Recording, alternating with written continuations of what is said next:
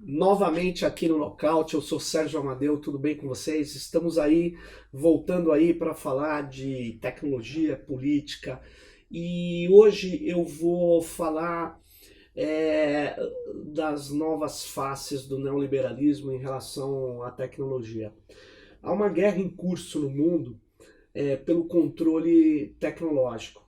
No passado, não tão longínquo, os Estados Unidos comandavam, vamos dizer assim, a maior parte da criação tecnológica de ponta. Mas hoje ele começa a ter um grande rival, né, já há algum tempo. E esse grande rival é a China. Por exemplo, na área de telecomunicações, na área do chamado 5G, que é fundamental para ter um grau de conectividade mais amplamente distribuído nos territórios. Isso vai ser fundamental para a internet das coisas, para poder conectar os carros autônomos, né? Porque esses carros, eles não podem conviver com áreas de, vamos dizer assim, de sombra, onde o sinal da internet desaparece. Porque muitos desses carros vão ter que estar coletando sua posição no território, se relacionando com sensores, e a conectividade vai ser muito importante. Nesse sentido, o 5G é uma tecnologia de telecomunicações que vai diminuir a latência, que é a distância de um sinal quando ele sai da origem até chegar ao efeito que ele gera. Essa latência é muito diminuta no 5G, a velocidade dos dados é muito maior, a capacidade de transferência de dados é 100 vezes maior do que a que nós temos hoje nas tecnologias de telecom atuais. E quem está bombando com essa tecnologia é uma empresa que está em moda aí, chamada Huawei, com H, alguns falam Huawei. Essa empresa chinesa, ela está sendo combatida pelos norte-americanos. Eu queria lembrá-los e lembrá-las que algum tempo atrás o Donald Trump ele baixou uma norma colocando essa empresa numa lista de empresas de atividades a ser proibidas nos Estados Unidos, e isso impediria, por exemplo, que o Google permitisse que o software do Android, que na verdade é baseado em Linux, que é um software desenvolvido colaborativamente, mas enfim, o Android ele não poderia ser aplicado nos celulares da Huawei. E o Google disse que não ia aplicar. Várias empresas americanas começaram a pressionar o governo, porque elas têm parceria e interesse de trabalhar com essa grande empresa da China. Pois bem, o grande lance disso é curioso, é que eles fizeram uma operação muito parecida com o que nós temos em curso no Brasil, que é a chamada operação de lawfare. O que é isso? É usar a lei de uma maneira a ser um instrumento de luta política, no caso concreto, de luta político-econômica, de reposicionamento geoestratégico dos Estados Unidos. Enquanto ele corre atrás dessa perda de supremacia tecnológica, ele tenta se recolocar, ele faz lawfare, ou seja, ele faz a criminalização dos seus concorrentes.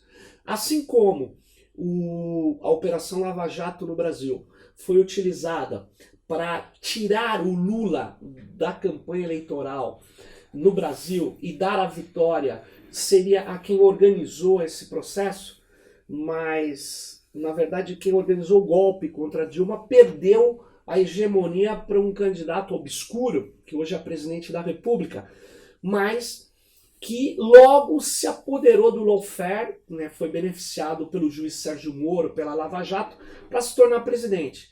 Quer dizer, uma operação que está cada vez mais claro com as denúncias do The Intercept, que são denúncias que deixam evidente a lambança e a corrupção das funções essenciais da justiça, a partidarização do Ministério Público e do Judiciário, para que eles sejam utilizados como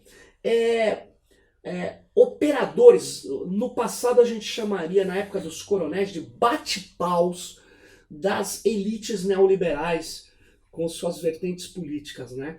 Essas elites, elas utilizaram de maneira absurda o judiciário e conseguiram fazer uma prisão absurda do ex-presidente Lula, retirando-o da possibilidade de concorrer à presidência da República. Pois bem, olha que loucura. Recentemente, o COAF foi utilizado para poder obter as informações das contas de um dos filhos do Bolsonaro, 01, o senador do Rio. 3 dias de investigação bastaram para mostrar que ele tem mais de 19 imóveis sem renda suficiente para obtê-los.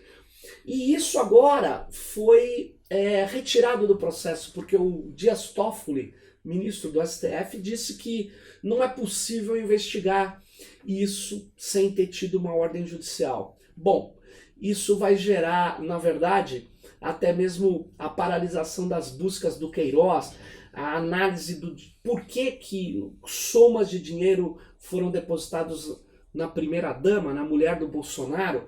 Ou seja, qual a relação desse dinheiro com imóveis, que é uma das práticas das milícias no Rio de Janeiro, grupos criminosos que controlam áreas, fazem achaque, executam pessoas, Marielle Franco é vítima das milícias, e que juntam dinheiro, juntam armas e praticam crimes e estão hoje no coração do Estado. Isso tudo está sendo abafado. Mas repare,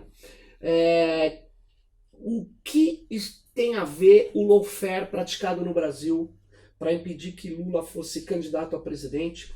O que tem a ver essa corrupção das funções essenciais da justiça aqui para se utilizar o judiciário, o Ministério Público como força política direta, com o caso que eu havia reportado no início, da Huawei no Canadá, nos Estados Unidos. Enfim, o que tem a ver? Tem a ver o seguinte: em dezembro do ano passado, a vice-presidente da empresa chinesa estava num voo para a Cidade do México. Ela desce no Canadá e aí a polícia canadense entra no voo, a retira do avião, porque existia sobre a vice-presidente da Huawei um pedido de prisão nos Estados Unidos por fraude. Ela foi presa, ela está presa no Canadá até hoje, agora não mais trancafiada, ela está com tornozeleira eletrônica. Ela é filha do criador da Huawei e ela, enfim, está sendo vítima de um processo obscuro, de uma legislação norte-americana. Quer dizer, é muito absurdo isso que está acontecendo, porque os Estados Unidos, além de proibir, de restringir as tecnologias, e ele dizia que ele era liberal, não se restringe tecnologia, não se evita a concorrência com o poder do Estado, ele está agindo de maneira truculenta contra os primados neoliberais, ou liberais, desculpe, não neoliberais, liberais, que ele dizia defender. Mais do que isso, ele está usando a lei e o poderio de influência dos Estados Unidos com seus aliados para poder atacar uma empresa que é detentora de uma tecnologia de ponta. É isso que está acontecendo hoje. Lawfare no Brasil, lawfare contra a Huawei chinesa. Isso é nitidamente uma operação de criminalização da política e da economia. O que mostra que o neoliberalismo não tem nenhum compromisso com a democracia e com o Estado de Direito. Por isso que eu digo, as denúncias do The Intercept no Brasil, ou as denúncias da farsa da prisão do Julian Assange, ou a denúncia dessa operação absurda contra a vice-presidente da Huawei, essa denúncia, tudo isso, ela mostra que as forças políticas do neoliberalismo, elas não têm nenhum compromisso com regras, constituições, autonomia nacional e Estado de Direito. Isso é muito perigoso. Por isso que as denúncias aqui no Brasil não estão gerando nenhum efeito, porque o neoliberalismo é um tipo específico de neofascismo, de neototalitarismo. É o poder total do Estado para agir em funções em função de empresas, de algumas empresas, ou se você preferir, dos detentores do grande capital. É isso que está acontecendo. Então, por isso que você tem esse conúbio, essa ligação entre juízes e promotores, gente de instâncias superiores do judiciário e juízes que se mostraram completamente despreparados, como é o caso do Sérgio Moro. O Sérgio Moro só virou o Sérgio Moro porque estava disposto a fazer o papel de desvirtuador do judiciário, transformando num bate-pau de forças políticas interessadas em destruir as políticas sociais, a economia solidária que foi implantada no Brasil, que era um anteparo, um entrave para o neoliberalismo. Então, fique ligado nisso, é preciso que a gente reaja. Só que essa reação, ela está tardando demais. Enquanto a gente não reage, enquanto esse país fica sob o manto desse cinismo que permite que um juiz faça o que fez e que agora na condição de ministro comande uma polícia federal para intimidar democratas, para agredir, para investigar, né, e criar provas, né, muitas delas forjadas contra pessoas que são opositoras. Ou seja, nós estamos vivendo o que o Manuel Castells disse ontem, uma nova forma de ditadura. Isso precisa ficar claro, é preciso reagir logo. E eu acho que a reação ela deve sair desse plano onde, depois de todas essas denúncias que a gente viu, eu pergunto, onde está o Estado de Direito? Dallagnol continua funcionando do jeito que sempre funcionou, Sérgio Moro continua ministro comandando as investigações, sendo que ele é tipicamente uma pessoa que não respeita a lei, nós vimos na Lava Jato, estamos vendo agora com Queiroz, ele pergunta ao presidente se ele precisa passar pano ou não, em determinadas coisas, se ele quer que abafe. Quer dizer, tudo isso faz parte de uma grande orquestração de entorpecimento do país. E esse entorpecimento, eu acho que é muito perigoso. Tá na hora de reagir, tá na hora de falar, chega, basta.